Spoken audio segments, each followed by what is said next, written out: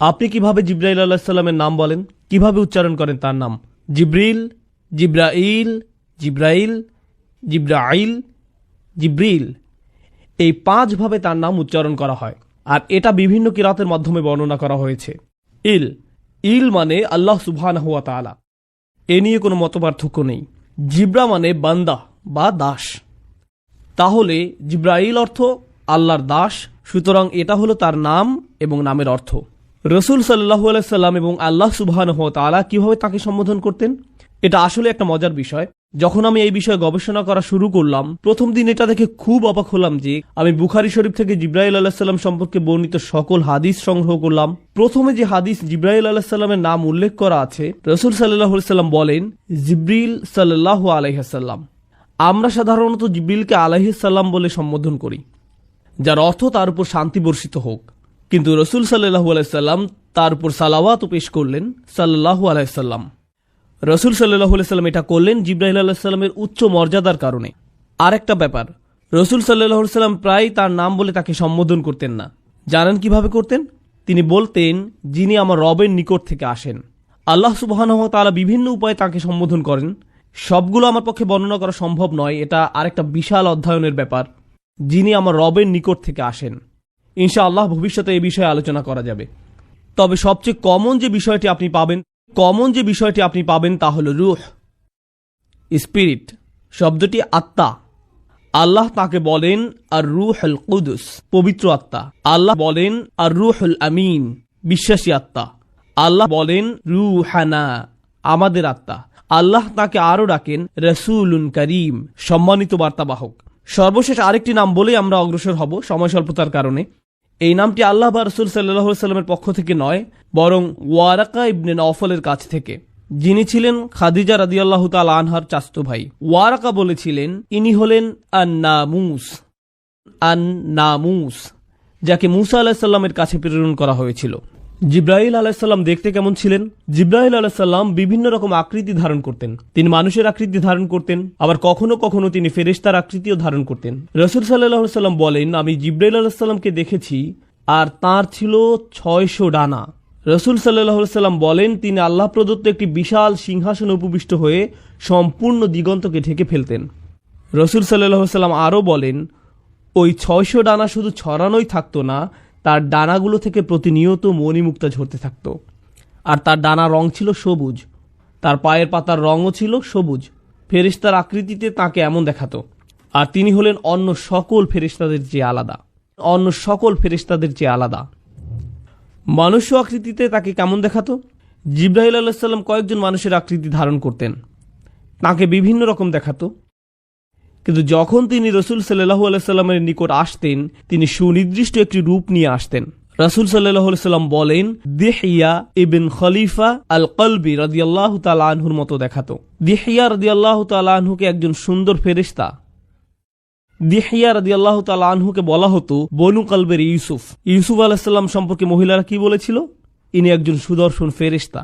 তো দিহিয়াকে বলা হতো বনু কলবের ইউসুফ। মহিলারা দিহিয়াকে পছন্দ করত। আল্লাহ সুবহানাহু ওয়া তাআলা এবং জিব্রাইল আলাইহিস সালামের সম্পর্ক কেমন? প্রথমত তিনি হলেন কালিমুল্লাহ মিনাল মালাইকা, ফেরেশতাদের পক্ষ থেকে যার সাথে আল্লাহ কথা বলেন তিনি হলেন জিব্রাইল আলাইহিস সালাম। আপনি হয়তো ভাবতে পারেন আল্লাহ কি সকল ফেরেশতাদের সাথে কথা বলেন? না, মানুষের মাঝ থেকে যেমন নির্দিষ্ট কয়েকজনের সাথে আল্লাহ সরাসরি কথা বলেন, ঠিক তেমনি ফেরেশতাদের মাঝ থেকেও নির্দিষ্ট কয়েকজনের সাথে আল্লাহ সরাসরি কথা বলেন। আল্লাহ 4 জন ফেরেশতার সাথে কথা বলেন, মুকাসসিমাতি আমরা, যারা আল্লাহর বিভিন্ন নির্দেশের বাস্তবায়ন ঘটান। এই 4 জনের সাথে আল্লাহ সরাসরি কথা বলার বর্ণনা পাওয়া যায়, কিন্তু আল্লাহ সবসময় সরাসরি জিব্রাইল আলাইহিস সালামের সাথে কথা বলে থাকেন। এমন একজন নবীর কাহিনীও আপনি পাবেন না যেখানে জিব্রাইল আলাইহিস সালামের আলোচনা নেই। আপনি যদি কাসাসুল আম্বিয়া পড়েন, প্রত্যেক নবীর আলোচনায় কোনো না কোনোভাবে জিব্রাইল আলাইহিস সালামের নাম উঠে আসবেই, কারণ তাকে 1,24,000 পয়গম্বরের কাছে পাঠানো হয়েছিল। মুস্তাদ ইমাম আহমদের একটি হাদিসে 1,24,000 নবীর কথা উল্লেখ আছে। তাদের মাঝে 350 জন ছিলেন রসুল।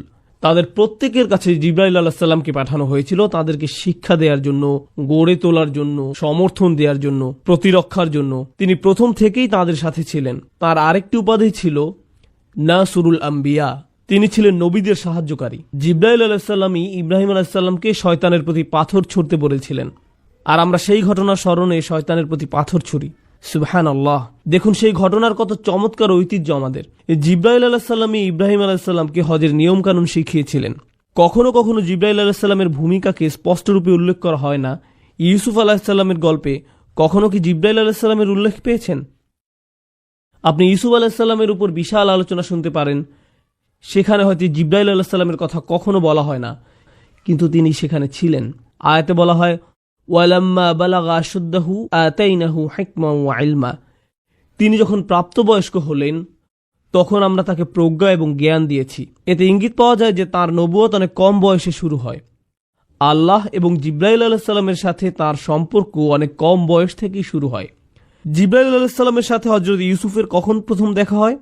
যখন তার ভাইরা তাকে সেই কূপে নিক্ষেপ করেছিল আর তিনি কূপের তলায় পড়তে যাচ্ছিলেন, তখন তিনি এমন এক লোকের হাতের উপর ল্যান্ড করলেন যাকে তিনি আগে কখনো দেখেননি। তিনি ছিলেন জিব্রাইল আলাইহিস সালাম। জিব্রিল তাকে ধরে ফেলেন যেন ইউসুফ আলাইহিস সালাম পড়ে গিয়ে ব্যথা না পান। সুবহানাল্লাহ। চিন্তা করে দেখুন, ইবনুল কাইয়্যিম রাহিমাহুল্লাহ এ ব্যাপারে মন্তব্য করতে গিয়ে বলেন, এই ঘটনার নিদর্শন রয়েছে যে কোন সৃষ্টি আল্লাহর রজ্জুকে ধারণ করলে আল্লাহ অবশ্যই তাকেও ধারণ করেন, তিনি আপনাকে পড়ে যেতে দিবেন না। মাঝে মাঝে এই উল্লেখটা খুব সূক্ষ্ম, আপনি হয়তো কোনো লক্ষণীয় উল্লেখের কথা শুনেন না। এখানে জিব্রাইল আলাইহিস সালামের ভূমিকাটা খুবই তাৎপর্যপূর্ণ। ইউসুফ আলাইহিস সালাম যেন পড়ে গিয়ে ব্যথা না পান সেজন্য আল্লাহ তাকে পাঠালেন ধরে ফেলার জন্য। কখনো কখনো বর্ণিত গল্পের নবীর সাথে নয়, বরং নবীর শত্রুদের সাথে জিব্রাইল আলাইহিস সালামের উল্লেখ পাওয়া যায়। তো মুসা আলাইহিস সালামের ঘটনায় তিনি মুসা আলাইহিস সালামের সাথে বহুবার ছিলেন, কিন্তু মুসা আলাইহিস সালামের ঘটনায় আমরা জিবরিল আলাইহিস সালামের উল্লেখের যে সহিহ বর্ণনা পাই তা আসলে তার শত্রু ফেরাউনের সাথে। তিরমিজি শরীফের একটি হাদিসে বর্ণিত আছে, জিবরাইল আলাইহিস সালাম নবী করিম সাল্লাল্লাহু আলাইহি ওয়াসাল্লামের নিকট আসলেন এবং তাকে বললেন, ফেরাউনের মৃত্যুর দিন যদি আপনি আমাকে দেখতেন, সে যখন সমুদ্রের তলায় ডুবে মারা যাচ্ছিল, আমি গিয়ে তাকে পেলাম এবং তার মুখে কাদা নিক্ষেপ করতে লাগলাম। আমি ভয় পাচ্ছিলাম যে সে হয়তো লা ইলাহা ইল্লাল্লাহ বলে ফেলবে আর ফলে আল্লাহ তাকে ক্ষমা করে দিবেন, কারণ আমি ভয় পাচ্ছিলাম যে সে হয়তো অনুশোচনা করে লা ইলাহা ইল্লাল্লাহ বলে ফেলবে।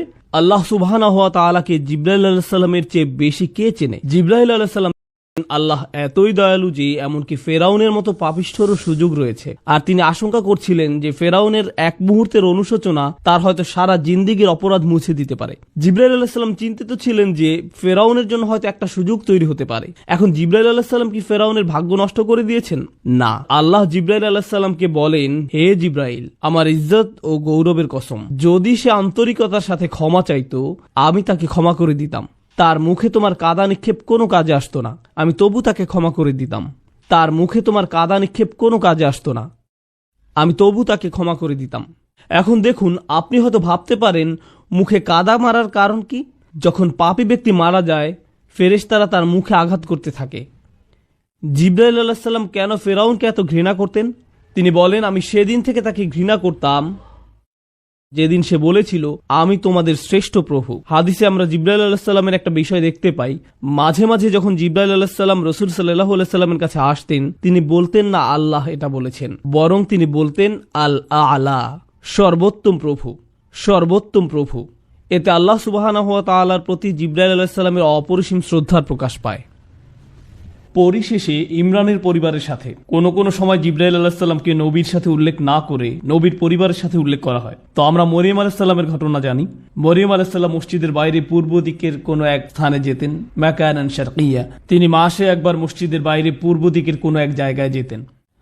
অনেক আলেমের মতে সেটা ছিল সূর্যোদয় দেখার উদ্দেশ্যে।